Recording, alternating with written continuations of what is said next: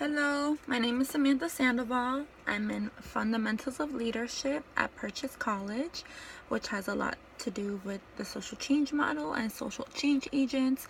And I will be talking about my 8th C of leadership, which is charisma.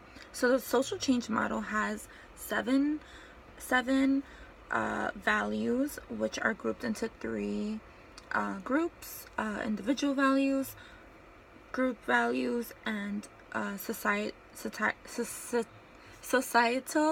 and community values. So this is what the model looks like from our lovely book. And according to The Guardian, they define charisma as a symbolic leader influence. The leader stands for something that resonates with its followers, and this influence is rooted in the leader's values, passion, and arguments. Just in this definition alone, mentions influence, mentions something that resonates with its followers. But it also has to do with working with other people. You don't have to have followers to be a leader or to be a charismatic leader or a charismatic person. So there's a myth that charisma, you're born with it, but that's not true. There's something that's called charismatic leadership tactics, which is basically like what charismatic people or leaders tend to do. Charismatic people, the trait, and leaders, it has a lot to do with communication, nonverbal and verbal communication, and they're very skilled communicators. And so charisma is a process, and it is a very good leadership quality to have. That's why I chose it as my 8th C. A lot of historic leaders that come to mind for many people are charismatic leaders such as MLK, Steve Jobs, Nelson Mandela.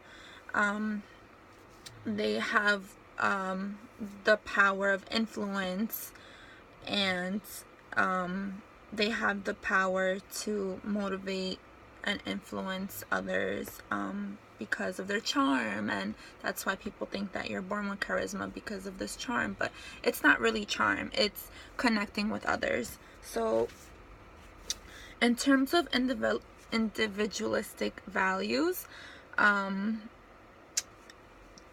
charismatic leaders and people with charisma definitely have a consciousness of self. They have congruence, and they definitely have commitment. Charismatic leaders are very committed to their causes, very committed to their values.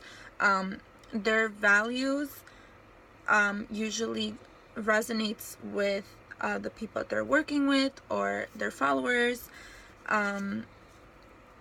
and so they are very authentic about their values and what they stand for, and that builds trust, which goes into group values like collaboration. Trust is a big thing with charisma. Because of this charisma and their charismatic leadership, relationships are important to these leaders, to these people, and they work really well with others because of this trust.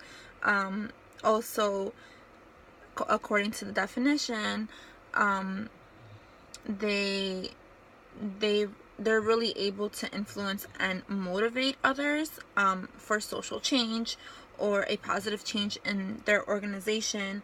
And so that's where collaboration comes in again. Because of this motivation, they can motivate others, and because of their commitment and their passion and their sense of values, they're able to bring about change and get things going in a group setting, and also if they want to accomplish things and create social change by themselves with their individual values. Also, charismatic leaders, they have a sense of citizenship. And citizenship implies active engagement with individuals and leadership in a group to create effective social change.